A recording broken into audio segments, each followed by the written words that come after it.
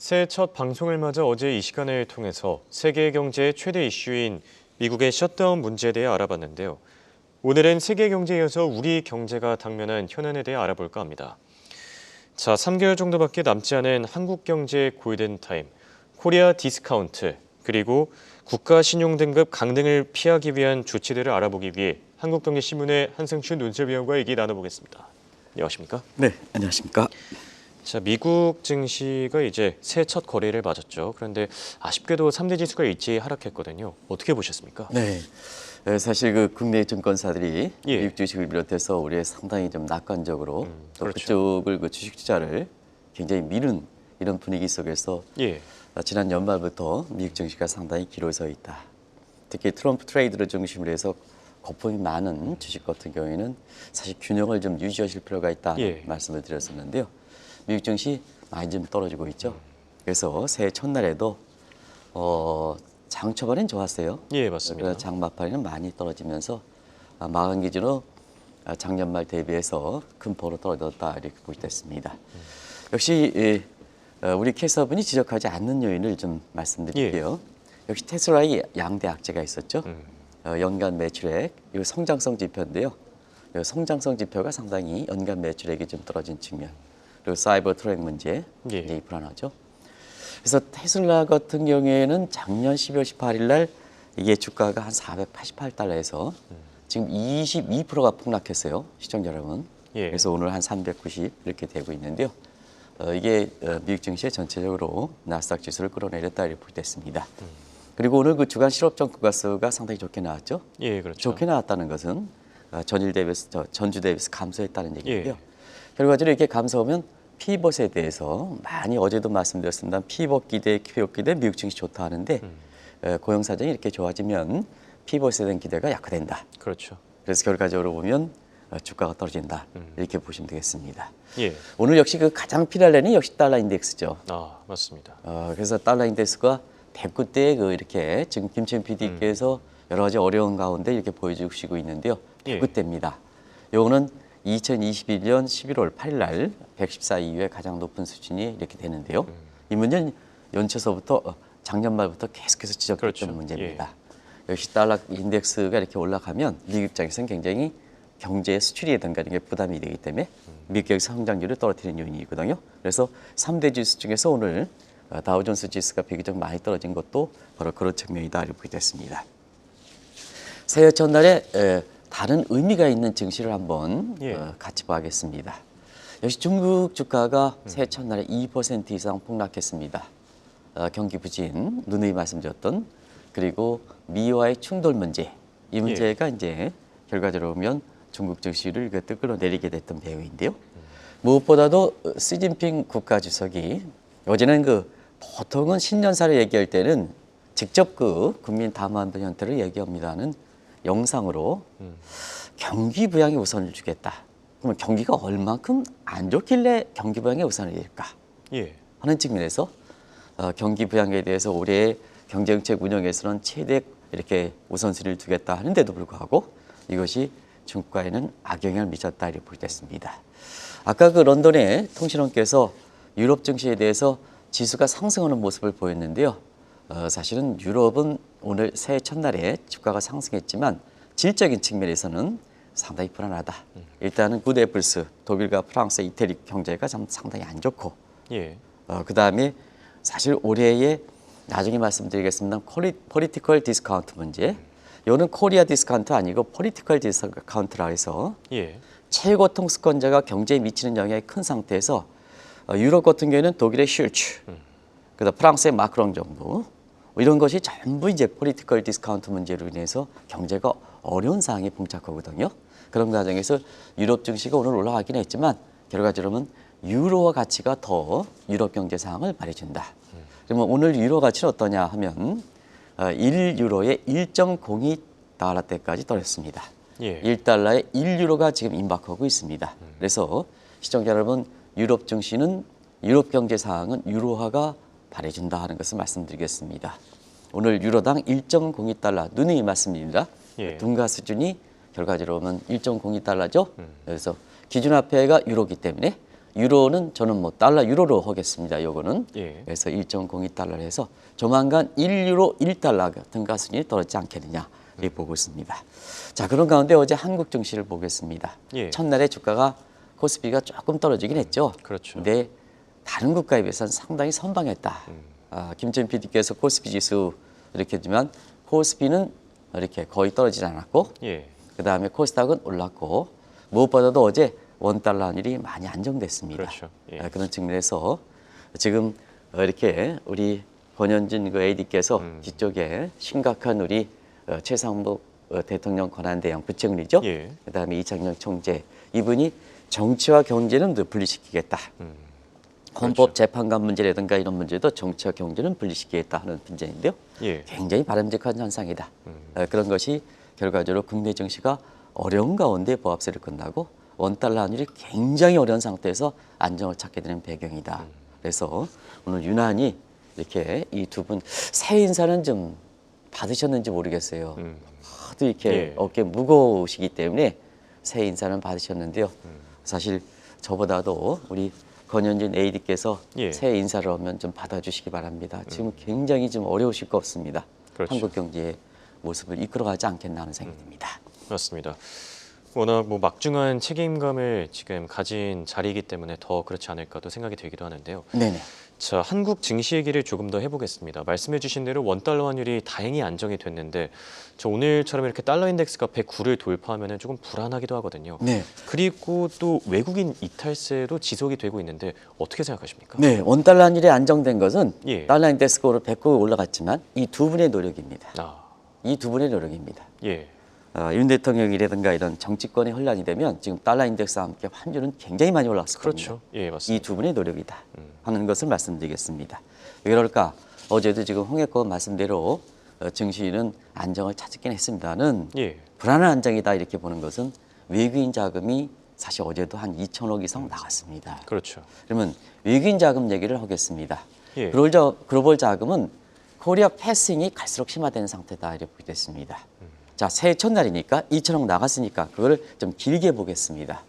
외국인 주식 시청자 여러분 아시겠습니다만 작년 7월 11일까지 26조가 들어왔습니다. 그 이후에 외국인 자금은 다 빠져나갔습니다. 주식 투자 자금입니다. 예, 근데 많은 증권사들이 이 문제를 지적하지 않더라고요. 정치권 문제와 관련 없이 우리 경제 현상이기 때문에 제가 우리 경제 실질적으로 보면 국채 자금을 한번 보겠습니다. 국채 시장 보면 작년에 굉장히 호재도 있었죠. 작년 10월에 아시겠지만 WTI의 선진국에 편입됐습니다. 자막을 좀 돌려주시기 바랍니다. 이 문제가 굉장히 중요하니까. 예, 그래서 외국인들은 작년 11월 말까지 국채시장에 대부분 이제 국채시장을 얘기하지 않는데요. 국채시장에 15조 원이 순유입 들어왔습니다. 근데 계엄 조치 이후에 어떠냐? 18조가 빠져나갔습니다. 아, 눈물 나는 일이죠. 눈물 나죠. 이거는 계엄 조치의 여부와 관계없이 이걸 뭐 어디 정치적으로 간다 뭐다 해서 정치적 방정하지 마라 하는데 객관적 사실입니다. 왜 이걸 얘기하지 않습니까? 계엄 조치 이후에 불과 한 달 만에 다 빠져나갔습니다. 이런 상태에서 외국인 주식 자금 나가고 채권 시장에서 나가고 한국 자금도 나가지 않습니까? 예, 그러면 시청자 여러분 어떻습니까? 한국에서 외국인 자금, 한국 자금이 다 나가니까 그레이트 코리아 엑셀런스 현상 아, GKE라고 이건 제가 얘기한 게 아니라 글로벌 인베스트 뱅크들이 한국에서 외국인 주식자 자금, 채권 자금, 그다음에 국내 자금도 우리나라의 자금도 버팀목 역할인데 빠져나가는 예. 이런 상황에서 코리아 그레이트 코리아 엑셀런스 GKE라는 한국 대찰주 현상이 나타나고 있다 이렇게 볼 수 있습니다. 네. 방금 얘기해주신 이 GKE, 사실은 이 Great China Exodus라는 표현을 제가 많이 들어봤는데 GK라는 수식어가 붙는다는 게 결코 좋은 일이 아니거든요. 네, 그렇습니다. 자, 한국 대탈출의 단초를 제공한 것, 결국에는 정치권이 되지 않겠습니까? 네, 정치권이죠. 정치권 갈등 문제가 심한 상태에서 이렇게 발생했고 예, 최근엔 정치와 경제를 분리하는 최상목 부총리라든가 하는 총재, 오죽닥닥해서 중앙은행 총재께서 국무위원들이라든가 정치권에 어제 쓴소리를 했습니까? 그 노래 그렇죠. 다 알려진 사실이거든요. 그래서 정치와 경제가 분리하는 상태에서 새해 첫날에 그나마 금융시장이 안정을 찾고 있는데요. 사실상 뭐냐 이렇게 그레이트 코리아 엑소에서 현상이 나타나는 것은 정치권의 문제다 이렇게 됐습니다. 그래서 일전부터 정치가 경제에 미치는 영향이 커진다 해서 폴리코미, 그다음에 폴리큐리티, 증시에 미치는 영향이 크다 하는 측면에서 이 내용의 정책 과퍼먼스 문제를 작년에 집중적으로 진행했고 국내 증권사가 이것을 받아들여서 올해 폴리코노미, 폴리큐리티에 대해서 보고서가 나오고 있더라고요. 근데 작년부터 굉장히 심해졌습니다. 예. 올해는 새로운 것을 좀 말씀드리겠습니다. 한국 경제, 한국 증시는 코리아 디스카운트가 아니라 폴리티컬 디스카운트 문제에 봉착돼 있다. 이게 PD 문제입니다. 예. 이 폴리티컬 디스카운트 문제는 제가 얘기한 게 아니라 한국경제TV에서 2017년에도 하이퍼 언서텐티라는 국내에서 굉장히 초불확실성 용어를 이 용어를 하고 나서 조선일보에서 받아 적었거든요. 예. 근데 한국경제 컨퍼런스에서 이 메리 아이켄 그린 교수가 바로 하이퍼 언서티티를 얘기했던 그분이 얘기한 겁니다. 이 정치적 디스카운트 문제, 폴리티컬 디스카운트 문제를 해결하지 못하면 외환위기를 비롯해서 금융위기를 낳는다. 자, 시청자 여러분 한번 지금 시점을 한번 생각해 보실 필요가 있다는 생각을 말씀드리겠습니다. 예. 제가 보수와 여수와 관계없이 정치권의 갈등 문제가 지금은 뭐냐, 경제와 증시에 미치는 영향이 굉장히 크다는 얘기입니다. 그러면 한국의 여야의 정치 갈등 지수를 한번 구해보겠습니다. 예. 총 국회에 나눈 것 중에 부거 건수 나누기 전체 안건 건수의 100분 환율입니다. 그런데 개헌과 탄핵 과정에서 극도로 여야 간의 갈등 지수가 높았었죠. 그렇죠. 이것이 뭐냐? 한국 경제를, 한국 정치를 어렵게 했던 가장 큰 요인이다 이렇게 보이됐습니다. 정치권의 큰 갈등은 어떤 경제 정책이 나오든 간에 이 컨티시시 플랜이라 하는데요. 예. 어떤 경제 정책을 나오든 간에 경제 정책이 무력화된다 하는 얘기를 꼭 좀 말씀드리겠습니다. 1997년 외환위기도 되겠습니다. 이때도 궁극적으로는 정치권의 갈등 문제가 한국 경제 외환위기, 그리고 애만 우리 국민들이 외환위기를 당해서 지금까지도 미국의 경제학 교과서에서 한국의 외환위기 경험국으로 미국의 경제학국에서 교과서에서 실리는 이러한 이렇게 굉장히 어려운 사태를 발생했다 이렇게 보여졌습니다. 네. 자, 그리고 정치권 문제도 정치권인데 사실 펀더멘털적인 요소도 작용하지 않을까 싶거든요. 우리 경제가 고금리 구조에 취약한 것도 외국인 자금이 한국을 떠나는 어떤 원인으로 작용하지 않습니까? 네, 지금 금리가 상당히 높죠. 예. 시청자 여러분, 작년에 피벗 하는데 미국은 국채금리가 상당히 올라갔죠, 거꾸로. 작년 그 9월 이후에 미국의 정책금리 기준금리는 100bp 내렸는데요. 예. 거꾸로 국채금리 10년물 기준으로는 100bp 정도 더 올랐습니다. 그래서 피벗 기대를 하지 마십사. 미국은 두 가지가 있습니다. 하나는 연방부채 상환 폐지 문제를 가서 올해 내내 이 문제가 국채금리를 상승시킬 겁니다. 예. 그리고 트럼프 정부에는 인플레를 더 올릴 겁니다. 많은 메리 아이켄 그린 교수도 바로 이 문제를 좀 얘기를 했었고, 또 미국은 뭐냐, 우리 한국경제TV의 김천 PD께서 좋은 자막을 내보내고 있습니다. 미국은 뭐냐면 지금 재정 적자 문제 때문에 단기채 만기 불이행 물량이 집중되고 있습니다. 예. 이걸 리스케줄링 해야 되거든요. 10년물, 30년물로 자꾸 리스케줄링 해야 합니다. 자막이 좀 나올 겁니다. 이거 굉장히 의미가 큰 겁니다. 그러면 자, 시청자 여러분 아시겠습니다는 밑에 자막, 저 시청자 여러분 국제경제 밑에 자막이 한번 나올 겁니다. 예. 이 자막이 단기채에서 중장기로 넘긴다. 그러면 중장기는 국채금리가 올라가는 거죠. 그렇죠. 올라가죠. 이 요인 때문에 사실 고금리가 정책금리는 떨어진다 하더라도 국제적으로 달러 표시 채권, 여기서 실제적으로 보면 보이는 금리에 해당되는 국채금리는 계속해서 올라가는 입장이거든요.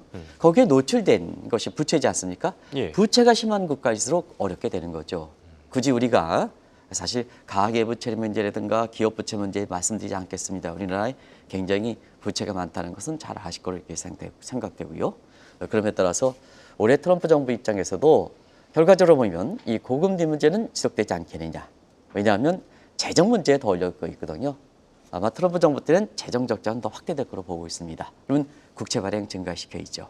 그럼 국채 가격 떨어지고 금리는 더 올라간다. 여기에 노출되어 있는 것이 한국의 사실 정치권의 파동 문제에서 굉장히 신중하게 대응하기가 지금 홍익권 말씀대로 대외적인 구조에서 우리가 굉장히 노출되어 있기 때문에 그렇다는 것을 말씀드리겠습니다. 알겠습니다.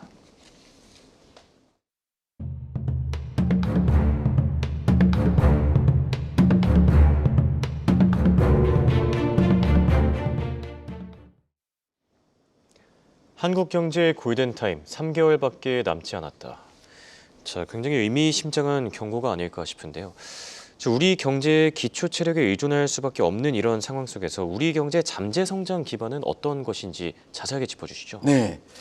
어제 그 최상무 부총리께서 올해 예. 경제정책 방향 운영당을 얘기했습니다. 최 부총리도 그 발표하면서 굉장히 눈물 비슷하게 흘리더라고요. 저도 한국 경제에서 사실 한국은행에서부터 지금까지 한 40년 가까이 이렇게 예. 하고 있습니다는 어제 같은 게 처음이었습니다. 새 경제정책을 방어하면서 우리 경제 성장률 1%입니다. 1%. 수출 증가율 1%입니다. 우리가 지난해 1대1 쇼크라 이렇게 해서 했습니다는 실질적으로 그것이 경제정책 운영 방향을 할 때 우리 경제 성장률 1%입니다. 미국 경제 성장률 2% 이렇게 되는데요. 1%입니다. 이걸 보시면서 어떻게 느끼셨습니까?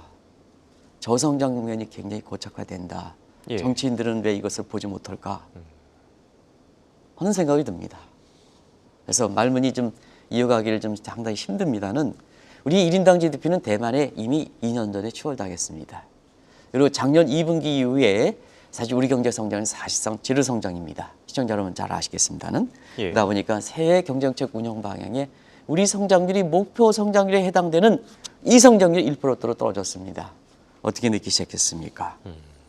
더더욱인 것은 지금 뭐냐. 급변한 세계 우리 경제 성장 기반을 위해서 계속해서 국민들이 한 몸이 돼서 이렇게 경제를 이끌어가야 되는데요.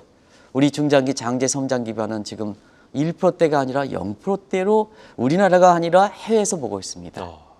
그럼 우리나라의 중장기 성장 기반에 대해서 우리가 많이 얘기하는 단순 생산함수를 가지고 인구 한번 보겠습니다. 예. 인구 저출산 고령화 문제죠. 인구에서 받치지 못하죠. 그렇죠. 해외에서 인구 들어오는 문제에 대해서 굉장히 부정적이죠. 글로벌 솔루션도 안 되죠. 자본 보겠습니다. 작년에 좀 은행 좀 두들겨 패야 될 것 같습니다. 이 어려운 상황에서도 작년에 최고 실적이다 이렇게 하는데요. 최고 실적은 우리 경제 이바지해 놓고 최고 실적을 하고 성과급을 줘야지. 자, 우리나라의 구조 보겠습니다. 은행위조 구조니까 작년에 은행들은 수익이 제대로 안 돼 반해서 증권사들은 굉장히 어렵지 않습니까? 그렇죠. 이건 뭐냐면 결국 모험성 자본, 생산성 자본, 새로운 성장 동력에 대한 자금을 우리가 이 자금을 지원하지 못했다는 얘기입니다. 왜 그럴까? 예대 담보에 의해서 최고 수익률이 기록한 거죠. 뭘 잘했습니까? 창구에 그냥 앉아만 있으면 돈 들어오고 예대 마진에서 돈 벌었지. 뭐에서 돈 벌었습니까? 근데 지금은 세계가 뭐냐? 급변한 시대에 모험성 자본, 담보가 없는 쪽으로 자금이 들어가지 않습니까? 그래서 자본의 생산성이 그만큼 떨어지는 거거든요. 총요소 생각 보겠습니다. 규제 넣습니다. 정치권, 기득권이 있습니다. 제가 이 비경제적 요인을 얘기했습니다. 예. 여기 해외에서 지적하는 투명하지 못한 샤머니즘 얘기하는 겁니다. 아. 이건 해외에서 지적한 겁니다. 이 문제에 대해서 갈등을 일으키지 마시기 바랍니다. 그래서 이런 요인에서 요소 생산이 떨어지거든요. 그러면 노동 바치지 못해, 자본 바치지 못해, 총요소생산이 떨어져. 우리 경제 성장률 올해 1% 떨어지는 가운데 한국경제신문의 그 가정을 매년 본 입장에선 저는 어제 발표하면서 거의 눈물이 났습니다. 우리 성장률이 이렇게 될까? 예. 근데 중장기 기반은 더 떨어지거든요. 시청자 여러분 어떻게 느끼시겠습니까? 더 이상 설명하지 않겠습니다. 예. 이게 정치권들은 꼭 좀 이해를 좀 해주십사 하는 것을 말씀드리겠습니다. 네. 참 한국 경제 위상이 어쩌다가 이렇게까지 됐는지 위원님께서 말씀하시는데 얼마나 안타까워하시는지 시청자분들도 참 많이 느끼시지 않을까 생각이 들고요. 자, 그렇기 때문에 이번 계엄 조치가 더 아쉬웠다라는 평가들이 많은데 한국 경제 그리고 증시 앞날을 위한 이 조치들 그리고 방안들 좀 종합적으로 전해주시죠. 네. 이 계엄 얘기하면 탄핵 얘기하면 정치색으로 이렇게 생각을 하지 마시기 바랍니다. 중립적 관점에서 얘기하겠습니다. 계엄, 탄핵은 이미 객관적 사실입니다. 그렇기 때문에 계엄과 탄핵만 얘기하면 이것을 보수와 진보로 나눠가지고 정치색을 엎어버리는 그러니까 한국 경제가 안 보이는 겁니다. 예. 그래서 계엄과 탄핵 얘기하더라도 시청자분께 색깔에 관계없이 정치색 관계없이 객관적으로 좀 이해해 주실 필요가 있다는 얘기를 말씀드리겠습니다. 예. 자, 우리 경제 상당히 어려운 것서 계엄 조치가 작년 12월 3일에 나왔죠. 그런데 바로 2개월 전에 한번 보겠습니다. 계엄 조치를 발표했던 윤 대통령 이라든가 이런 분들이 작년 10월 10일 날 WGBI에 선진국 등재했습니다. 어떻게 했습니까? 자화자찬했죠. 그 자화자찬의 내용을 보겠습니다. 금융연구원 50에서 60조 들어온다. 기재부는 70조 들어온다. 일부 증권사가 이게 문제입니다. 이 100조 원까지 들어온다. 얼만큼 우리 고객들을 투자자를 이렇게 낙관적으로 했습니까? 예. 근데 우리가 이 방송에 10월 11일 날 방송했을 겁니다. 해외 WGBI 선진국에 등재하더라도 그 사람 돈들은 돈을 벌기 위해서 들어오는 거다. 우리 펀더멘탈에 받쳐주지 않으면 안 들어온다. 그런 말씀을 드렸습니다. 결과는 어떻습니까? 작년 12월 3일에 국제시장에서 그 이전까지 들어왔던 15조에 더해서 불과 한 달 만에 계엄 조치 이후에 18조가 국제시장에서 빠져나갔습니다. 그렇죠. 바로 이거는 것을 잘 보실 필요가 있다는 것을 말씀드리겠습니다. 자, WGI 주식시장에서 한번 보겠습니다. 현 정부의 계획으로 보면 출범 초에 사실 그 모건 스탠리 지수, MSCI 지수에 사실 작년에 선진국 예비 명단에 들어가고 올해 6월 달에 선진국 지수에 편입한 거로 좀 자막을 돌려주시기 바랍니다. 선진국 지수로 하는 게 계획이었습니다. 예. 작년에 실패했죠. 어떻게 실패했습니까? 정치권 문제 때문에 실패했죠. 결과적으로 올해 6월 달에 선진국 지수에 편입하겠습니까? 시청자 여러분, 예비 명단에도 편입되지 않았는데요. 그런 과정에서 보면 그때도 그런 얘기를 했습니다. Dollars eventual, 미필적 고의다 하는 문제를 얘기를 했는데요. 이 그렇죠. 문제가 비경제적 요인입니다. 시청자 여러분. 비경제적 요인은 뭔지 아실 겁니다. 보이지 않는 거 구름이거든요. 한국 경제가 사실 지금 해외에서는 전혀 보이지 않는다는 얘기입니다. 예. 그러다 보니까 이 채권 지수에 선진국 지수에 편입됐습니다는 지금 실질적으로 보면 자금 이탈되고 있고요. 모건 스탠리의 선진국 지수에 올해 계획대로 보면 6월 달에 편입돼야 되는데 오히려 선진국 예비 명단에 작년에 들어가지 못한 상태에서 우리도 퇴보되지 않을까 예. 이런 생각이 듭니다.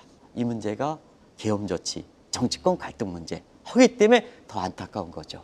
예. 더 안타까워. 이게 없었더라면 사실 무엇보다도 선진국 예비 명단에서 선진국 지수에 편입하면 현 정부 입장에서 가장 더 자화자찬했겠죠. 그러니까 더 아쉬운 거죠. 예. 국민의 사람으로 아쉬운 거죠. 이게 지금의 해외에서 보는 시각이다 하는 것을 말씀드리겠습니다. 네, 맞습니다.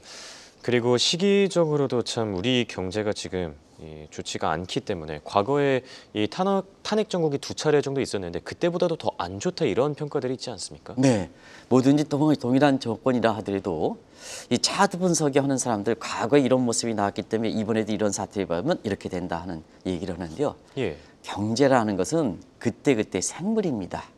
과거 10년 전에 홍행커와 지금의 10년 홍행커는 이름만 같을 뿐이지 전혀 다르지 않습니까? 왜냐? 그렇죠. 핸드폰, 모바일폰에서 세계 모든 뉴스를 3분 이내에 당신의 손아귀에 들어오는 건데 자, 과거에 뭐 탄핵 조치에서 주가가 올라갔다 해서 이번에 올라간다? 아니다는 얘기입니다. 그때 상황을 한번 비교해 보겠습니다. 예. 자, 우리나라의 그 탄핵 조치는 2번 있었죠. 2006년 노무현 대통령 시절에, 그다음에 2016년에 꼭 10년입니다. 박근혜 대통령 시절에 있었죠. 근데 전자 때는 노무현 대통령은 대외적으로 중국 경제가 굉장히 좋았습니다. 예. 중국이 2001년 WTO 가입 이후에 중국 경제가 7에서 8% 경우에 따라서는 10%까지 가니까 대중경제 의존도가 있는 입장에서 한국 경제 탄핵에 대한 부담을 줄였던 거죠. 근데 후자를 보겠습니다. 후자는 박근혜 대통령 탄핵 시절입니다. 한국 경제가 그때 당시에 삼성전자에서 더 이렇게 비중이 높아질 때입니다. 이때 반도체 4메가트론 가격이 높아지면서 반도체 슈퍼 사이클이 진입하는 상태에서 이 탄핵을 부담을 줄였던 거거든요. 근데 지금 어떻습니까? 지금은 사실 지금 계엄 조치에서 탄핵의 절차를 좀 밟아가고 있습니다는 한국 경제 자 대외적으로 보면 미국이 지금 트럼프 정부의 신구 주권주의를 나오고 있죠. 그렇죠. 그리고 트럼프는 한국에 대해서 동맹국 입장을 강화하는 쪽이 아닙니다. 한국 한반도에서 무임 프리 트레이드 이런 문제에서 무임 승차 문제 이런 문제에서 한국은 뭐냐 경제 이익적 관점에서 북한과 한국을 이렇게 경우에 따라서는 이렇게 비슷한 시각으로 보는 시각이 트럼프 정부입니다. 굉장히 어렵죠. 그렇죠. 동맹국에서 떨어지지 않는가. 중국 경제 어제 떨어졌습니다. 중국 경제 침체 문제고 굉장히 어렵습니다. 그리고 원달러 환율 문제도 그때보다도 지금이 더 심합니다. 이런 과정에서 계엄 조치라든가 탄핵 문제는 굉장히 여기에 여야 간의 정치권 갈등, 정치인도 똑같다 하는 것을 말씀드리겠습니다. 굉장히 어렵다 하는 것을 말씀드리겠습니다. 네. 자, 그렇기 때문에 앞으로 경제와 정치를 계속해서 분리하고 이 향후 대응 조치들이 중요할 것 같은데요. 저희가 지금까지 이 코리아 디스카운트 문제에 대해서 살펴봤다라고 하면은 국가 신용 등급 강등 리스크에 대해서는 어떻게 보십니까? 네, 한국 경제 금융시장을 비롯해서 사실 골든타임이 해외에서 글로벌 인베스트 뱅크들이 3개월 정도 남았다. 저도 이걸 보면서 왜 그럴까 하는 때 예. 지금 상태에서 국가 신용등급마저 떨어지면 외국 자본이 이미 한국 자본과 함께 한국인 자본과 함께 이 그레이트 코리아 엑셀런스 현상이 나타나지 않습니까? 그렇죠. 근데 여기에 국가 신용등급이 떨어지면 굉장히 어려운 상황이 되는 거죠. 근데 올해의 새해 국가 신용등급 정례평가 3대 평가사는 올해 4월 달이죠. 딱 3개월이 나왔죠. 아, 지금의 혼란 상태의 이런 문제를 3개월에 정리하지 못하면 어떤 시에 정리하지 못하면 국가 신용등급이 떨어지고 한국 경제 입장에서는 굉장히 더 어려운 상황이 복잡할 수 있다는 얘기입니다. 예. 그런 과정에서 시청자 여러분 아시겠으나 한국의 국가 신용등급 어려운 사태가 계속됐습니다. 2016년 8년 동안 지금 하나도 조정되지 못하고 있습니다. 전망이든 뭐든. 근데 선행 지표에 해당되는 채권 시장에서 이미 자금이 이탈되는 거 아니겠습니까? 그렇죠. 주식은 한국을 떠나가는 게 아닐 수가 있습니다. 그런데 한국의 국채에서 떠나간다는 것은 한국을 떠나가는 겁니다. 그러면 3대 평가사의 새로운 평가 자태를 한번 봐서 시청자분이 스스로 한번 평가해 보겠습니다. 예. 거시경제 위험, 산업 위험, 재무 위험, 지정학적 위험. 근데 앞서 말씀드린 것 같이 폴리코노미 이런 상태에서 정치권이 경제에 미치는 영향이 큰 상태에서 지경학적 위험이라고 했지 않습니까? 그렇죠. 지오 이코노믹 리스크 아닙니까? 그러면 한국은 거시경제 위험, 산업 위험, 재무 위험, 지정학적 위험이 서로 악순환 관계가 될 수 있다는 게 증폭적으로 될 수 있다는 얘기입니다. 이걸 글로벌 인베스트 뱅커들이 지롱하는 거죠. 예. 이런 거죠. 그런 과정에서 골든타임 3개월뿐이 남지 않았다는 얘기입니다. 자, 다행히 이 두 분들이 어렵게 정치와 경제가 분리하는 상태의 새해 첫날에 우리 금리장이 안정을 찾고 있습니다. 이에 여야 갈등을 비롯해서 경우에 따라서는 대통령까지 한국 경제를 생각하고 한국 경제를 생각하면 내가 지금 무엇을 해야 되는가 하는 것을 지금 국민들한테 좀 보여줄 시점이 아닌가. 예. 자, 해외 글로벌 인베스트뱅크의 한국의 골든타임을 3개월 남았다입니다. 우리 성장률 지금 올해 1%입니다. 어떻게 되겠습니까? 이대로 가야 되겠습니까? 시청자분이 아마 이제는 나서야 되지 않겠냐 하는 생각이 듭니다. 네. 자, 프랑스 역시나 국가 신용 등급 강등 조치 이후에 주가가 무너지기도 했었죠. 우리는 그 전철을 밟지 않기를 바라봅니다. 지금까지 도움 말씀의 한국경제신문의 한상춘 논설위원이었습니다. 대단히 고맙습니다. 네, 고맙습니다.